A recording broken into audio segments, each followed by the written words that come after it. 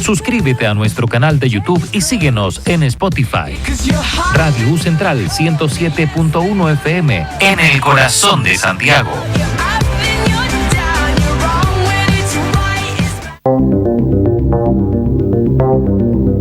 Radio U Central 107.1 FM y radio.ucentral.cl presenta Libertad de Palabra, un espacio de conversación crítica, reflexiva y humanista del trabajo social.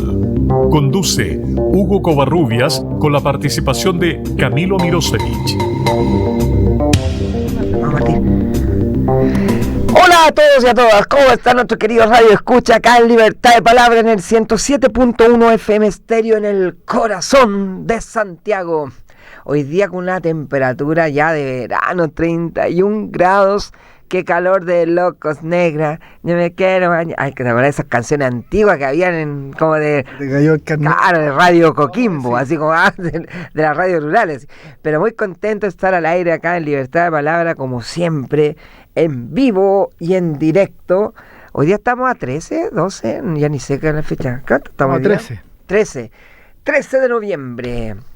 13 de noviembre. Hoy este año coincidió el 9 de noviembre, cada 9 de noviembre, siempre un ramito de violeta, que me acordé del gran maestro cantante, así que un homenaje al gorrión de Conchalí.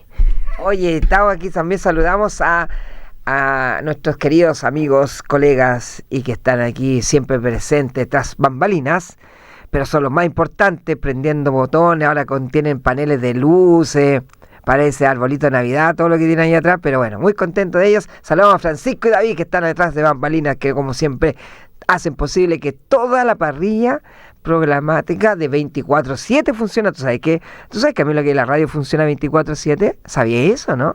Sí, se nota en las caras de nuestros periodistas. Tienen una cara de ojera, Dios mío. Pero muy bien, ¿cómo estamos? También Sí. 24/7. 24/7. ¿Cómo estamos? Bien, pues, estamos en un programa como entre setentero y ochentero. Siempre. Por la referencias musicales. y todo. Sí. Hay que recordar también el pasado. Sí, el pasado glorioso. Contento, Hugo, muy contento, sobre todo contento porque estamos llegando al fin del semestre académico. ¿A qué costo? Eso sí, ¿no? Nos queda una semana de clases. Una semana. De hecho, a mí me queda una clase ya con cada uno de los cursos que tengo. Y eso es una buena noticia porque da tiempo para hacer otras cosas que uno tiene, digamos, pospuestas, ¿no? Siempre fin de año en todo trabajo, ¿no? Pero sobre todo en la universidad es muy complejo, po. Estoy ahí con tesis de magíster, de mi tesista, así que ahí vuelto loco. Pero contento que se acerca el fin de semestre. Muy bien, entonces partimos como siempre, nuestro primer bloque, que es muy importante, que ha dado que hablar, ya tenemos gente que nos sigue ahí con este bloque, el derecho en la cotidianidad. Palabras administrativas con el abogado Camilo Mirosevich. Partimos. Nos vamos al tema de licencia médica en primer lugar. Bueno, yo me he dedicado a estudiar en este bloque. Y este tema ya salió en los dos bloques anteriores, un tema obviamente de primera contingencia, ¿no? Que es cuál es el destino de estos casos de personas que estando con licencia médica salieron al extranjero. Y hoy día traje dos decisiones judiciales muy cortas. Una es porque quiero dedicarle la mayor parte del bloque a la ley Lafkenche. Es una sentencia de la Corte de Apelaciones de Concepción, la ROL 4018 del 2025, un recurso de protección primera instancia, entonces hay que esperar lo que diga la Corte Suprema, en que un funcionario de la Municipalidad de Lota fue destituido por la municipalidad por salir con licencia médica. De hecho, uno de los viajes fue a Tacna. Todos van a Tacna, ¿te has fijado? Tacna. Todos con licencia. Quizá buscar el título. Y claro, la gente de Arica habitual, pero de Lota un poquito es más raro. lejos. Una de las licencias era psiquiátrica, ¿ya? Fue a Tacna, lo destituyeron y se presentó recurso de protección. Y lo tienen que... ¿Qué dijo la Corte? ¿Qué dijo la Corte? A ver. La Corte acoge una tesis de la Contraloría que está en muchos dictámenes y que es la siguiente. Dice: cuando hay una infracción que se califica como falta grave a la probidad, el servicio solo puede destituir. O sea, si el servicio califica que el salir fuera del país estando con licencia es una falta grave a la probidad, solo procede echar a la persona, hablando en términos sencillos, ¿no? Echarlo, o sea, para la casa. ¿Ya? No puede aplicar atenuantes, que son circunstancias que rebajan la responsabilidad. Por ejemplo, estamos soltando la plata. Por ejemplo, no puede aplicar una reprochable conducta anterior, o colaboración con la investigación, o cualquier otra atenuante. Solo entonces, dice la Corte, siguiendo la tesis de la Contraloría, correspondería aplicar la destitución. Yo en eso creo que está bien. El punto es un paso anterior, que es si es que el servicio califica no ese hecho como falta grave a la probidad. O sea, puede ser una falta a la probidad, eso uno lo puede aceptar. La discusión es si es grave o no es grave. Entonces, esta tesis es: si es grave, no hay manera de salvar a la persona, se tiene que ir. Pero si no se califica como falta grave a la probidad, sino solo como falta a la probidad, podrían aplicarse otras medidas disciplinarias, por ejemplo, una multa. Esa sería... O qué tal, no sé, unos sueldos. Una suspensión... de 2 días de sueldo, claro, no sé, estoy inventando. Así es, una suspensión sin goce de sueldo, o sin goce de una parte del sueldo. Bueno, eso, la Corte dice que en el fondo está bien destituido, no se le podían aplicar atenuantes. Pero hay un error, a mi juicio, en la sentencia que yo quiero comentar, ¿eh? Porque todas las sentencias que comenté la semana pasada, que tú hiciste la relación de los hechos, ¿no es cierto? Claro. Eran sentencias en que el análisis del tribunal se cumplieron cada uno de los pasos del procedimiento. O sea, la persona pudo presentar descargo, pudo presentar prueba, pudo presentar recursos, y por lo tanto está bien hecho el procedimiento.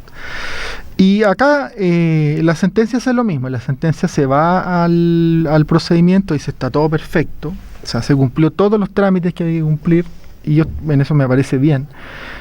Pero en el considerando noveno, creo que ahí es donde comete el error la Corte, que dice que el recurso de protección no es la vía para revisar el mérito o la legalidad de actuaciones administrativas desarrolladas dentro de procedimientos disciplinarios, cuando estos han sido tramitados conforme a las normas legales y reglamentarias vigentes. O sea, ¿qué dice la Corte? ¿Qué significa? Si se tramitó el procedimiento siguiendo todas las etapas, la Corte no se puede meter a la legalidad de la decisión. Bueno, pero precisamente eso es lo que tiene que hacer. Eso está llamado. Entonces, por revisar la legalidad de la decisión, no el mérito. Corte pusilánime y taciturna. Ya. En palabras de derecho, ¿no? Claro, eso en palabras simples. Eso yo creo que es un error que además... Sí, que es raro, ¿por qué? Además es una renuncia a ejercer su competencia. ¿Y por qué puede hacer eso? No debiese hacerlo, y eso debiese ser corregido. Que eso puede no alterar el fondo. O sea, ¿Uno puede ir en contra de eso? Esto es apelable ante la Corte Suprema. Ya. La decisión de la Corte no me parece mala. Lo que me parece mala es que ese argumento se ocupe... Entonces el control judicial solo se limita al procedimiento. Eso es un error, eso es un retroceso en el control judicial, pero brutal. Bueno, esperemos que eso... Y ahí, ¿tú también puedes recurrir después al Tribunal Constitucional? No se puede recurrir. Si es que hay una norma legal que se estima contraria a la Constitución, sí. En estos casos es difícil, ¿no? Hubo una hace poco que comenté la semana pasada, en que se fue al Tribunal Constitucional, no por licencia, sino por otro tema de una contrata. Al final le fue mal en el Tribunal Constitucional. El segundo fallo, un fallo que apareció como noticia en la página del Poder Judicial, que además en la página están haciendo, que cosa que yo celebro, entrevista a los jueces. Al juez que dicta la sentencia, o que participa en la sala que dicta la sentencia, hace como una cápsula y explica la sentencia, cosa que me parece muy buena. ¿Encapuchado o con la cara? No como los jueces que juzgaron a Sendero Milita. Bueno, este es un juez de Arica, el juez del trabajo, que es la causa ROL 283-2025, es el juzgado laboral de juez de letras del trabajo en Arica, que era un funcionario de una empresa pública, que era FAMAE, que es la empresa del ejército, sí. ¿no? Fábrica de maestranzas del ejército, que estando con licencia, sale al extranjero y FAMAE le hace una investigación y termina despidiéndolo, ¿no? Porque era un funcionario, pero regido por Código del Trabajo, porque era una empresa. Y acá la sentencia es una sentencia laboral que después se puede recurrir ante la Corte de Apelaciones con nulidad y después hay un tercer recurso ante la Suprema, o sea, todavía hay que harto camino. De Arica, pero es un precedente. de Arica Tacna está bien, pues, ¿no? Eso está al lado y es lo más habitual. Y lo que dice el tribunal es una sentencia se mete mucho al fondo y termina rechazando una de las demandas, que era la vulneración de derechos, pero acogiendo el despido injustificado. O sea, lo que dice el tribunal es, mire, básicamente dice esto. Fíjate el argumento que dice: la licencia médica no es una prisión preventiva. La persona no está arrestada en su domicilio. No se le puede imponer una privación de libertad. Y a continuación dice: lo que esa persona haga o no haga fuera de su horario de trabajo o estando con licencia es un asunto privado, porque no está en su función. Y por lo tanto, como es privado, el empleador no se puede meter a controlar su salida o su incumplimiento del deber de reposo, ¿no? Yo no estoy muy de acuerdo con ese argumento. Tengo un argumento, a ver si... ¿Ya? Porque cuando usted sabe que libertad de palabra se prepara, Camilo me dice: estudia esto, me ha hecho estudiar más de derecho. Yo creo que nunca había estudiado tanto de derecho. Bueno, yo he estudiado de trabajo social también, sí, invitado. Es verdad, pero te decía, pero otra cosa, nosotros en Latinoamérica está pensando en la Unión Europea como Latinoamérica, tenemos un tratado de libre tránsito. ¿Se puede tomar eso como argumento? Sí, lo que pasa es que porque no necesitamos pasaporte, necesitamos... con algunos países hay convenios... Por ejemplo, yo Argentina, Brasil, no sé... No, pero solamente, claro, pero en el fondo la discusión... Estoy pensando como argumento, ¿se puede o no? ¿Se entiende lo que te estoy diciendo? La discusión es si estando con una licencia que te obliga al reposo, puedes salir. Pero no va a salir de tu casa, entonces. Me parece a mí que el punto es que si la licencia es verdadera, si tú estabas ahí enfermo de verdad, no compraste la licencia, no te inventaste una enfermedad, no compraste pasajes para de vacaciones, digamos. No armaste un esquema, ¿no es cierto?, donde compraste pasajes y después pediste la licencia porque no tenéis derecho a vacaciones, sino que estabas con licencia y saliste, y tu salida puede ser justificada en razones médicas, puede haber otras razones, ¿no? Comenté un caso, una persona que tuvo un funeral, son casos que son plenamente justificables. Pero más allá de la circunstancia de hecho, yo dije el otro día, hace 2 años Moisés preguntaba a mí, y si una persona está con licencia psiquiátrica, ¿puede viajar? No te hubiese podido responder a ciencia cierta. No lo tenía claro. ¿Ah? Y eso es lo que dijo la Corte de Copiapó. Hace tiempo no estaba claro esto. Y una cosa entonces es, la persona que estando con licencia psiquiátrica sale al extranjero, infringe esta idea del reposo que impide a la entidad de salud controlar el cumplimiento de la licencia. Eso es una cosa. Otra cosa es entender que es una falta grave a la probidad.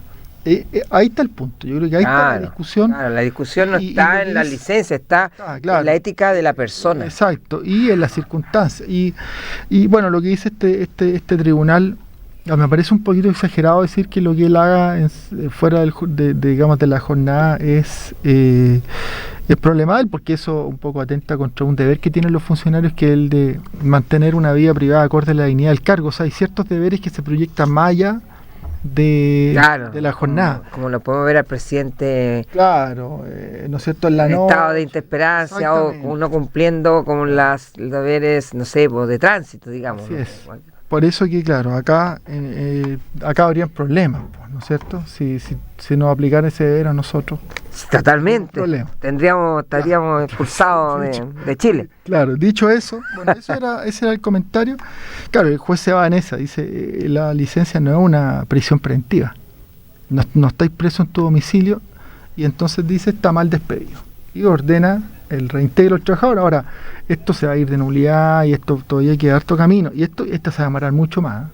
O sea, una causa laboral de acá que se vea ya al final en la cuarta sala, en la Suprema, se demora mucho tiempo.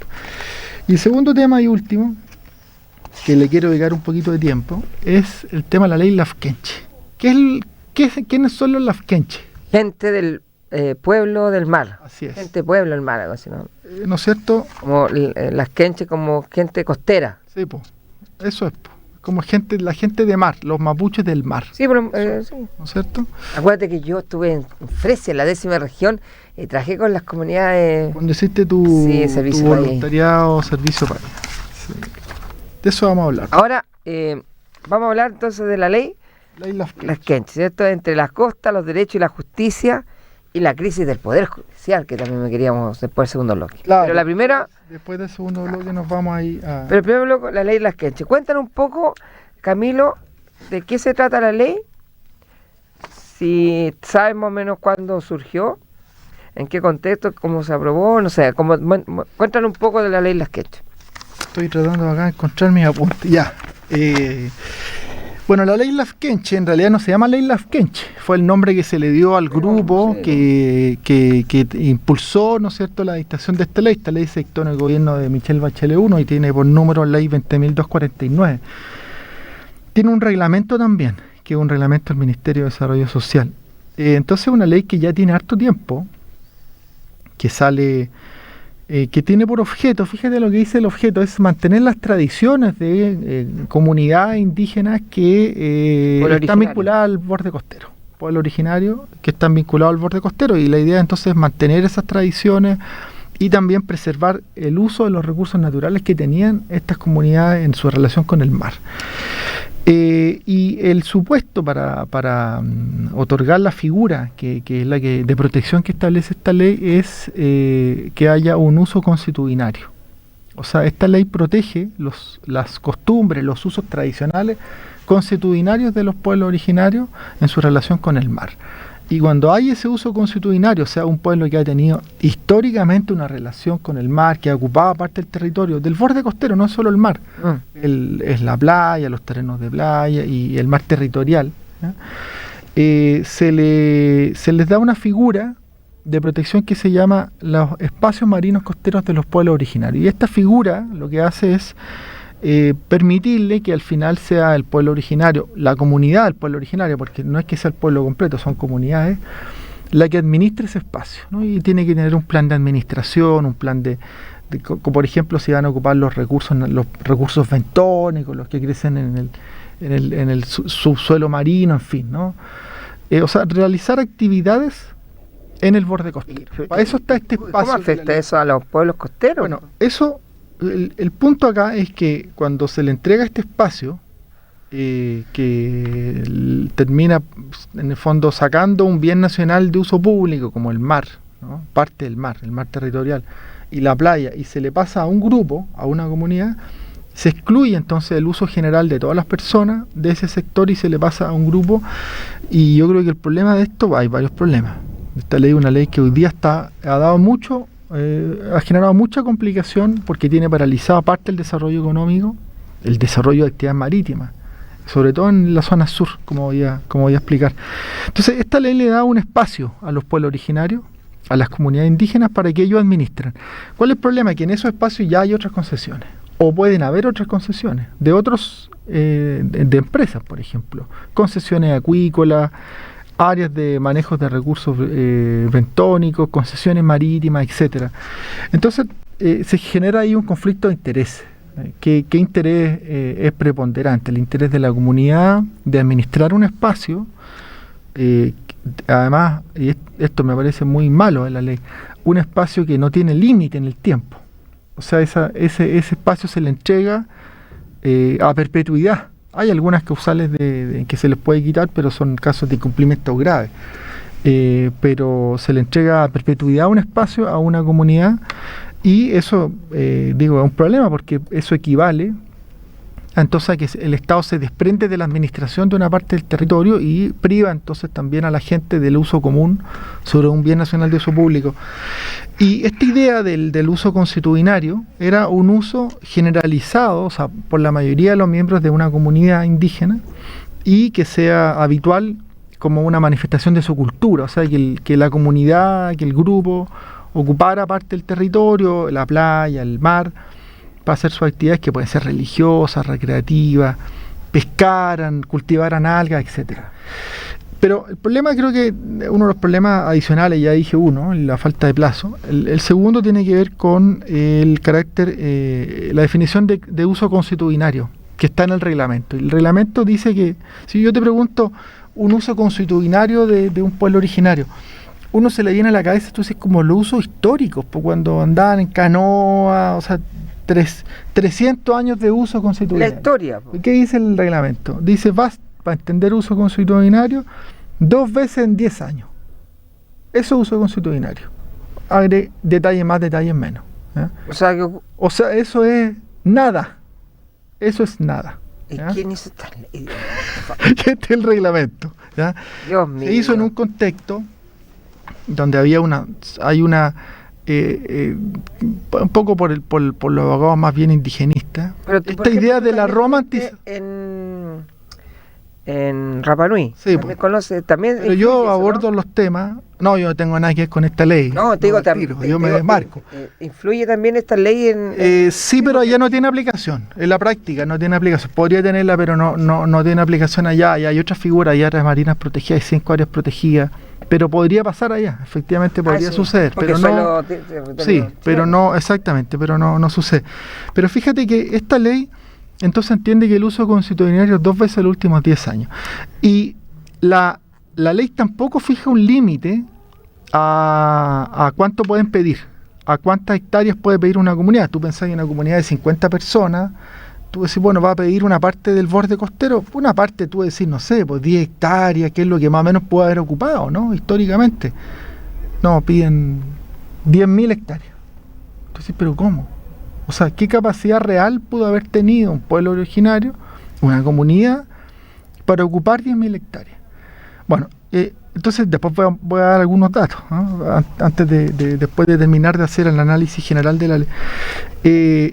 La ley, a pesar de eso, la ley sí pone un criterio, dice que la extensión del territorio, o del maritorio, como le llaman ahora, palabra que a mí no me gusta nada, es la superficie necesaria para el uso consuetudinario. Entonces lo que el Estado tiene que darles es lo estrictamente necesario para que puedan seguir desarrollando sus prácticas. Y claro, uno dice prácticas ancestrales, pero no son tan ancestrales, ¿no? Son 2 veces en los últimos 10 años, no tienen nada ancestrales. Y la ley fija ciertos requisitos que hace que la práctica, como está construida la ley, y como ha operado en la práctica sobre todo, porque es una ley bien idealista, con plazos totalmente irreales, han salido todos perjudicados, menos las personas que se han aprovechado del sistema. Y voy a hablar de eso. Y digo han salido todos perjudicados porque acá ha salido perjudicada la industria que porque el efecto que genera cuando una comunidad presenta una solicitud paraliza todas las otras solicitudes de concesión en trámite. Y algunas de esas solicitudes son concesiones que ya existen, por ejemplo, concesiones acuícolas, que hay que ir renovándolos cada cierto tiempo, cada 25 años, y que al renovarse tienen que entrar de nuevo al sistema y quedan paralizadas. Y todas las marítimas también, un puerto, por ejemplo, quedan todas paralizadas. Entonces, y esta parálisis, uno dijera, bueno, pero si el procedimiento es rápido, no pasa nada. El promedio son 6 años. Ese es el promedio de los procedimientos. ¿Pero quién hizo esta ley, Dios mío, por Dios? Pero es una mezcla, es una mala mezcla, porque en el diseño normativo, producto de quien administra el borde costero, es un procedimiento administrativo complejo, o sea, intervienen varios órganos de la administración. Está a cargo de la Subsecretaría de Pesca, pero interviene la Autoridad Marítima, interviene la Subsecretaría para las Fuerzas Armadas, sobre todo al final, interviene la CONADI, que tiene que hacer un informe que es clave, que es lo que se llama el informe de uso consuetudinario. O sea, la CONADI tiene que ir al lugar, tiene que entrevistarse con las personas y tiene que comprobar que efectivamente la comunidad hizo un uso consuetudinario de ese espacio, ¿ya? De acuerdo a la ley, la CONADI tiene que emitir ese informe en un mes. ¿Cuánto creéis que se toma para hacerlo? No estoy criticando a la CONADI actual, esto es un problema. Yo no tuve nada que ver con la ley, pero me tocó participar en mesa en el gobierno del presidente Piñera 1, cuando estaba en economía, hay gente muy competente que estaba a cargo de eso, la Marcela Klein, y después en Piñera, y después en Bachelet 2, también me tocó participar en mesa, que estaba Mario González a cargo, que íbamos a la moneda todos los meses, porque este era un problema que ya lleva, imagínese cuánto tiempo lleva, y la CONADI se demoraba un mes, según la ley, en emitir el informe, pero en la práctica se demoraba 2 años, histórico, ¿no? Tenía claro, 3 funcionarios. Yo digo, ¿por qué esta ley no se pensó en cómo... Estoy pensando, porque cuando me dijiste que estudiara esto, decía, ¿cómo no se piensa quizá en que cómo podemos convivir todos en un borde costero? Sí, hay otro interés. Eso, claro, a eso voy. De país, de o sea, de pueblo originario, de costumbres, tradiciones, empresas que pueden aportar y que podemos hacer un borde costero tan... Y mira, y los pueblos originarios también han perdido. Oye, y también han perdido. A eso voy. Porque, por ejemplo, los pueblos originarios, la solicitud exige hacer un plano en coordenadas, que es muy complejo hacer, que hay que tener un geógrafo para hacer ese. De hecho, tiene que ser autorizado por un geógrafo en un sistema de coordenadas GS84, que es un enredo hacer, ¿ya? Y al final ellos mismos, con estas demoras que hay también, les ha costado que les entreguen espacios razonables, no los espacios que muchas comunidades han pedido. ¿Y qué ha pasado? ¿Cuál es la consecuencia práctica de esta? Que han perdido los pueblos originarios, han perdido la empresa, que no han podido renovar sus concesiones, que han tenido paradas, suspendidas sus trámites de años, pero en particularmente se ha generado un negocio. Y esto es súper grave. Hay antecedentes en la fiscalía. Yo no voy a decir nada que no esté, que se me haya ocurrido a mí, no. Hay comunidades indígenas que algunas han pedido prácticamente todo el territorio de una región, todo el borde costero de una región, ¿Y que han generado, que es una locura, pero como el trámite se demora 6 años, ese es el promedio, 6 años, tienen parado todas las concesiones y entonces van donde una empresa y le dicen, mire, yo tengo parada su solicitud de concesión, págueme y yo me desisto, o sea, modifico mi solicitud y me desisto de ese sector. Entonces al final ese espacio que yo estaba pidiendo queda como un queso gruyere porque vais sacando puntos. Entonces yo no tengo problema, yo saco el espacio de su solicitud. ¿Pero quién le enseñó eso a los pueblos? Los abogados. Es verdad, hay que decirlo. Acá hay abogados metidos y con muchas lucas. Denunciados. Claro, ¿no? La profesión jurídica no pasa por su mejor momento desde el punto de vista ético, ¿no? Esto es un problemón. Esto es un problemón porque fíjate lo que está sucediendo. O sea, se están haciendo solicitudes para paralizar otras concesiones y para obtener un beneficio casi extorsivo, porque esto es una verdadera extorsión. O sea, yo te paralizo tu concesión, va a estar 6 años parada si no me pagáis plata, y no estamos hablando de 5 lucas. Las comunidades indígenas tienen más plata que yo, digo, Diana. Pero son ciertas personas, sobre todo dirigentes, no es todo, no son las comunidades, son dirigentes con abogados que se arman. A veces se le da el espacio marino a una comunidad y algunos se separan y piden otra, y ahí no termináis nunca. ¿Te fijáis? O sea, había un pueblo que efectivamente ocupaba el borde costero históricamente, y esa comunidad le dan, después se separan, piden otra y así, y esto es lo mismo que pasaba, ahora ya lo han corregido, pero pasaba con la compra de tierra indígena, el 20B de la ley indígena, que también se le da a una comunidad a partir de un título, y algunos de los miembros de la comunidad después pedían otra y así no terminaba nunca. Entonces es un problema, y esto es un problema que hay que entender. Yo creo que acá todos han perdido, salvo estas personas, ¿no?, que se han aprovechado el sistema de mala manera, de manera delictual, ¿no? Para lucro. Pero no hay que el problema, yo creo que es cuando uno hace leyes así romantizando los pueblos originarios, ¿ya? Si los pueblos originarios son personas buenas, con virtudes, con defectos, o sea, hay de todo, ¿no? Y hay que lo que dijiste tú, ¿no? Cómo armonizar los distintos intereses que tienen que desarrollarse. Porque yo diría, porque no es el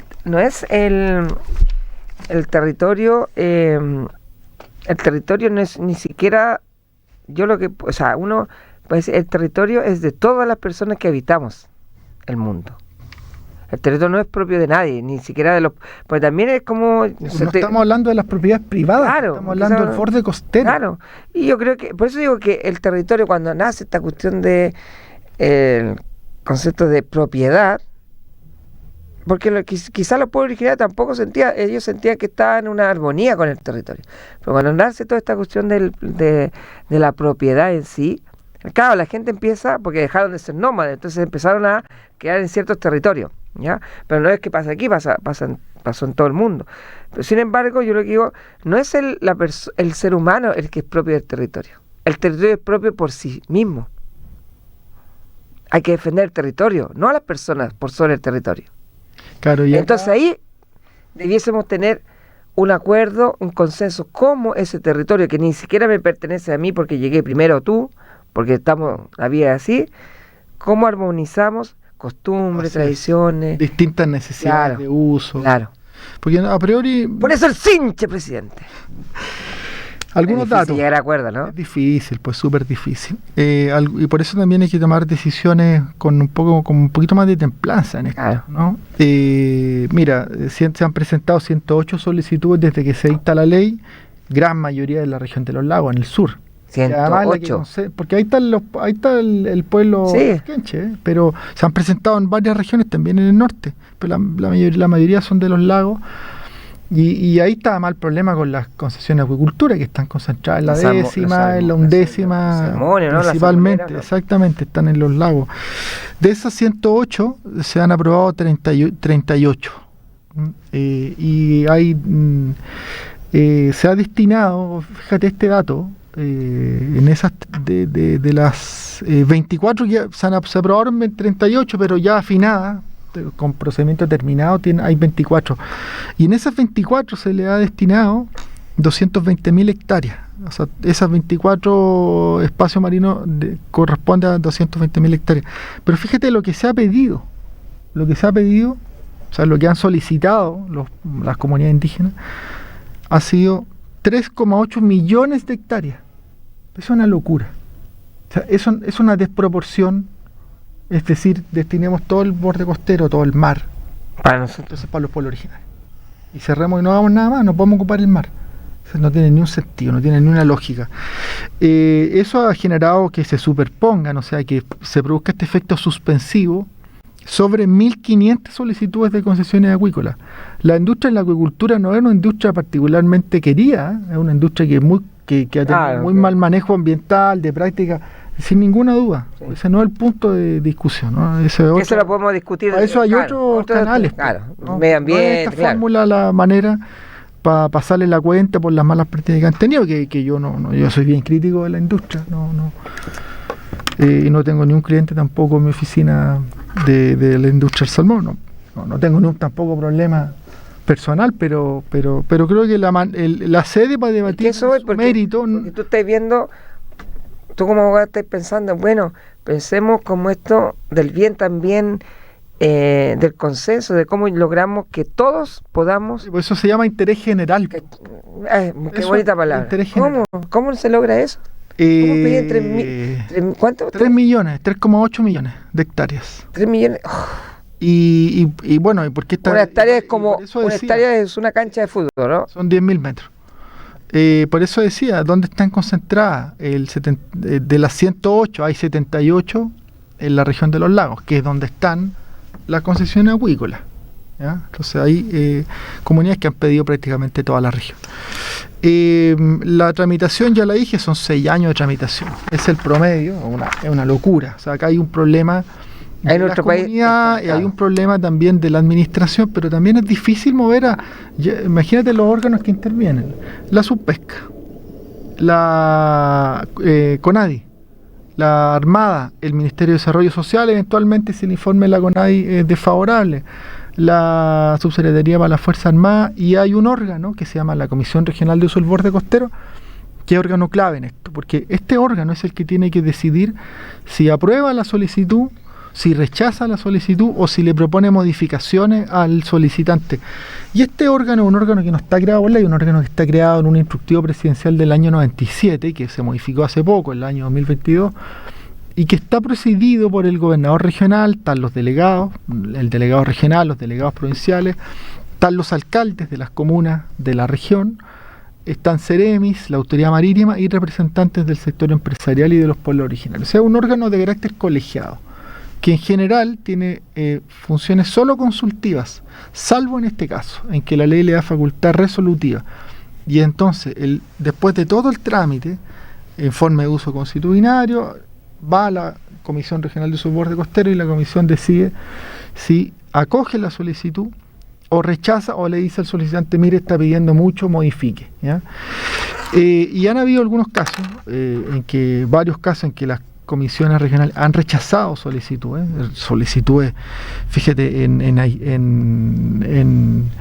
lo que pasó en Aysén el año pasado, hubo 2 solicitudes rechazadas, eran 600.000 hectáreas, 2 solicitudes, o sea, una locura. Ha pasado en muchas regiones más, ¿ya? Pasó en los lagos y ya creo que ya la más increíble esta es esto pasó en el norte, en Atacama, en Freirina, una comunidad indígena pidió un espacio que se llamaba Punta Las Tetillas, y el año 2023 la comisión, la CRUF, la Comisión Regional del Suborde Costero, le rechazó la solicitud. La comunidad presentó un recurso ante la propia comisión, la comisión se lo volvió a rechazar y se fueron de protección. O sea, la comunidad indígena se fue de protección ante la Corte de Apelaciones de Copiapó, y este caso después llegó a la Suprema. Y la Suprema sacó una sentencia, yo la tengo acá, no la voy a analizar en detalle para no dar la lata. No, pero está interesante el tema.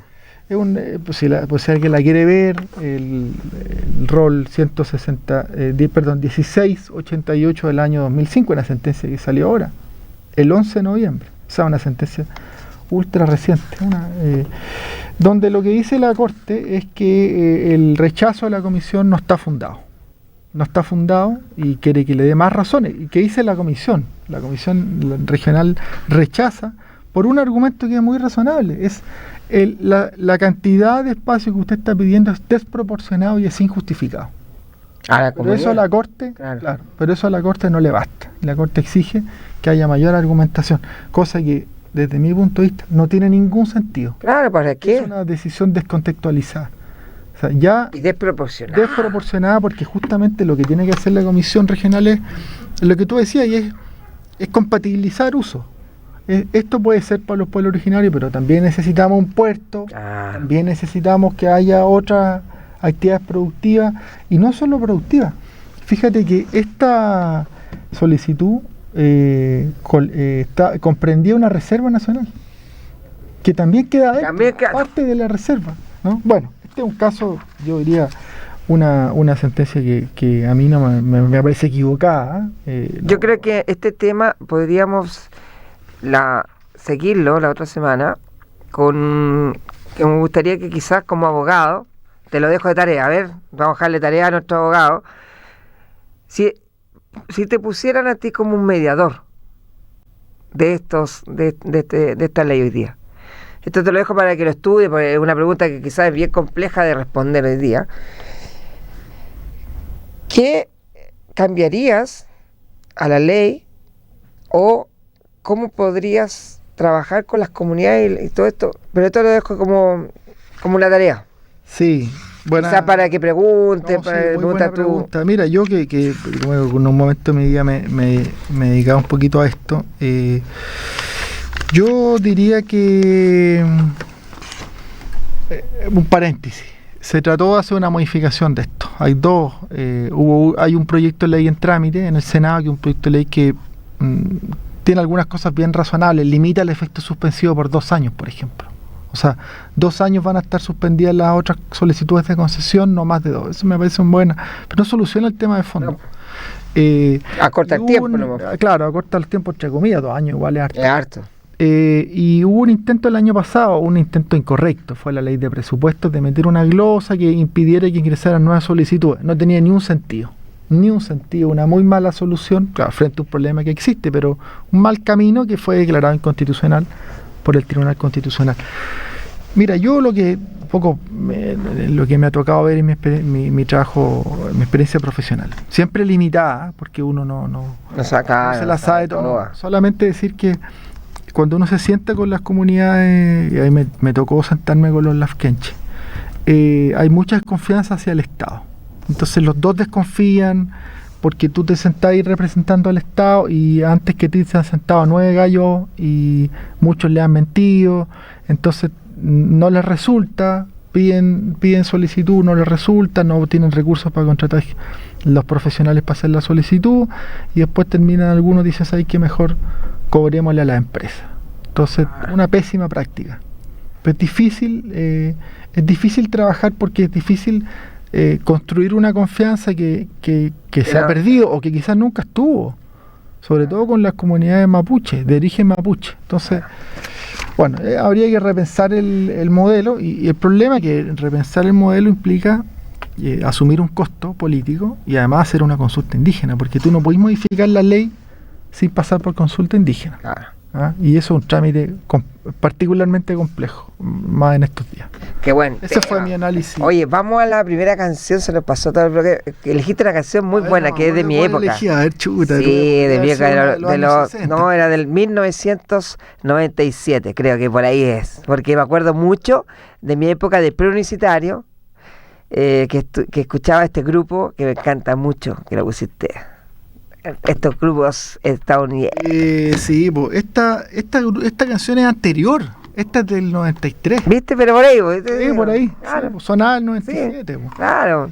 Nos vamos con Green Day. Claro, perdón, tenéis razón, porque el 94 salí. El 95 estaba haciendo mi preuniversitario. Esta es del 93, yo la estaba escuchando en Arica. Yo en ese tiempo tenía una trencita porque era surfista. ¿Sí?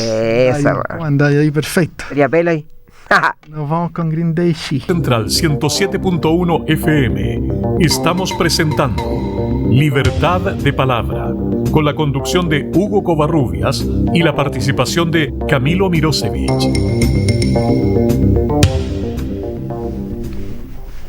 Estamos de vuelta acá en Libertad de Palabra. Oye, qué buen bloque, me encantó lo que hablamos en el primer bloque. Súper interesante. Yo creo que se me hizo corto. Yo creo que hay que volver a hablar de esta ley. Te dejé algunas tareas. Yo creo que de repente podríamos invitar a alguien también que... Sí, pues eso podríamos hacer, ¿cierto? Como un abogado absolutamente que sepa.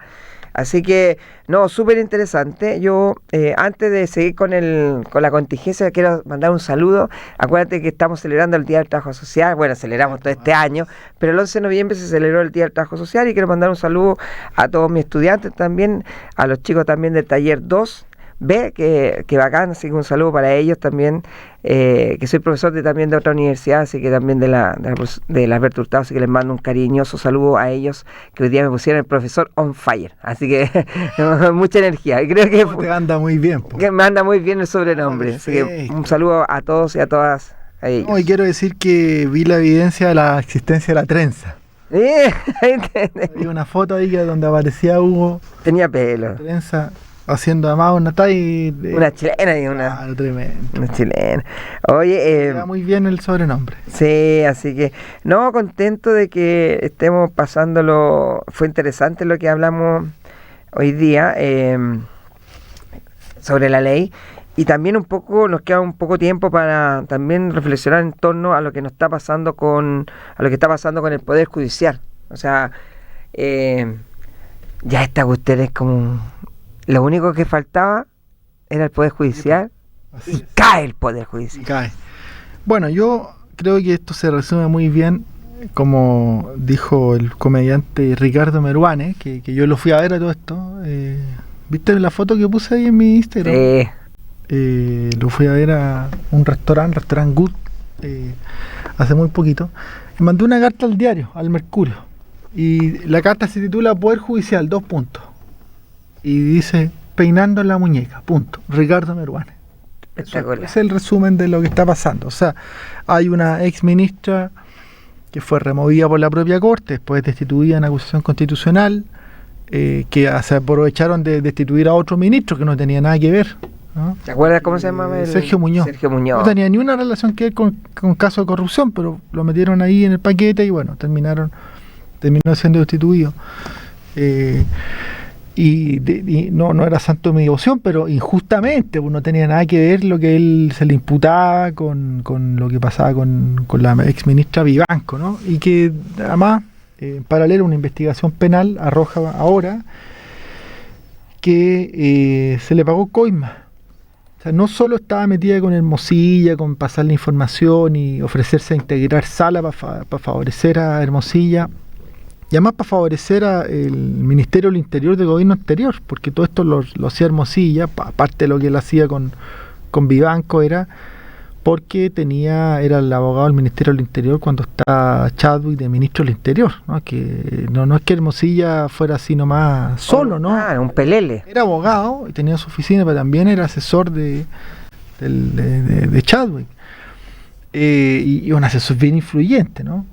Y bueno, y resulta que ahora se comprueba, además de eso, de ese tráfico de influencia indebido, ¿no? de la ex ministra Vivanco, se aparecen pruebas del Ministerio Público, todavía obviamente en un proceso que está partiendo, ¿no? Que todavía queda mucho paño que cortar, pero se muestra evidencia de que ella habría recibido coima, o sea, soborno, ¿no? Le habrían pagado, se dice, 70 millones de pesos por una causa, ¿no? Que es una causa entre una empresa que se llama el Consorcio Bielorruso, por eso la muñeca bielorrusa. Por eso, claro, por de ahí viene el nombre, ¿no? Con una causa con Codelco, que Codelco termina pagando mucha plata, producto de condenas, de una condena sobre todo, en que vota, y no solo vota, sino que además manipula y llama a la Corte de Apelaciones de Copiapó, que es donde se ve en primera instancia, Ángela Vivanco, ¿no? Y termina, recibiendo 70 millones, según lo que sale en la prensa, ¿no? Y incluso se dice que el recurso que presenta la empresa lo redactan en la casa de ella. O sea, imagínate eso, ¿no? Van los abogados, van a su casa, van al cumpleaños, toman unos copetes con ella, pues redactan el recurso en su casa y después ella ve la causa y vota. Y le da el voto, ¿no? Y después lo que dice el Ministerio Público es que van y le pagan, en una de los casos le pagan ahí $15,000, o sea, 15 millones de pesos, y algunos pagos son a través del marido, ¿no? Bueno, pues eso ya es lo más grave, ¿no? Pero han habido antecedentes de otras aristas, ¿no? Hay 1000 aristas en esto, o sea, vamos a estar acá el 2042 hablando de Hermosilla. Como capaz que quede libre a todo esto. Obviamente. Capaz que quede libre. Sí. Falta poquito para eso. Falta poquito. Fíjate que hoy día se metió a otro ministro de la Suprema en este barro, ¿no? Que no con acusaciones al nivel de Ángela Vivanco, pero sí con un viaje que coincide con el abogado de esta empresa, que fue el que le pasó la plata a la ministra Vivanco. Coinciden en un crucero. Entonces, esta es una trama de Netflix. Es una trama muy jodida que pone a este ministro en la necesidad de dar explicaciones, ¿no? Que es lo que uno puede decir hoy día. Uno no puede adelantarse, pero es una mala coincidencia, y creo que tiene que dar hartas explicaciones. Y bueno, y hay un montón de otros, hay unos audios de interceptaciones telefónicas, un conservador de bienes raíces, o sea, hay una trama muy compleja que hoy día ennegrece el Poder Judicial. Dice que el Poder Judicial está en crisis. No sabemos si por la ética o por internet. Con todo lo que hemos sabido por los chats, que terrible. Claro, exactamente. No, y además que acuérdate que hace no mucho tiempo, ¿no? 2 años atrás, estaban cambiando la flota de vehículos. Por vehículos que eran exageradamente lujosos y exageradamente caros. Yo creo que uno no tiene que poner la atención en ese tipo de cosas tan como frases populistas, ¿no? Pero también hay una cuestión de ubicarse, de tener sensibilidad pública. ¿Cómo vaya a estar comprándote autos de 60 millones de pesos, que además eran autos de lujo, sí, de la línea de lujo Toyota, ¿no? Que es la Lexus, y hoy día en el barro? Hoy día en el barro. Claro. Y bueno, esa es Yo creo que la otra semana vamos a tener que retomar el tema de crisis en el Poder Judicial con el Sinche. El Sinche va a venir preparado para la otra semana, para que hablemos de los casos de corrupción. Post primera vuelta. Post primera vuelta. Pero el Sinche va a venir cargado de el ácido radial, de la corrupción que no se puede tomar, la justicia, modo chat. Ahí estamos. Ahí está. Oye, estamos terminando. Antes de terminar también, nos quedan unos minutitos. ¿Por qué se nos acaba tan rápido siempre libertad de palabra? ¿Por qué digo yo? La libertad, por la libertad sigue. ¿Por qué se nos acaba? Antes de terminar, quiero mandar un saludo a mi gran amiga, mi gran amiga. ¿Cuál es mi gran amiga? Carla. Lara. Muy bien, la Carlita, porque está una semana ha estado una semana muy compleja, así que, pero bien, buenas cosas también, en todo, en cambio. Y ahora me la topé. Sí, así que le mando un besito a mi gran amiga. Un abrazo, mi Carlita. ¿Y con qué nos vamos? Nos vamos hasta la próxima semana, deseamos elecciones de primera vuelta. Va a estar bueno. Harto rato para comentar. La otra semana vuelve el Chinche. Vuelve el Chinche recargado, con más moralidad. Con más moralidad y viendo los resultados de la primera vuelta. Vayan a votar porque es obligatorio. ¿Hay sanción? Para los chilenos es obligatorio y hay sanción. Para los extranjeros es obligatorio, pero al final es una obligación moral porque no hay sanción. Ya. ¿No? Cosa que a mí me hace todo el sentido. Nos vamos con Francesca Michelin y con la canción Cheyenne. Que tengan buena tarde.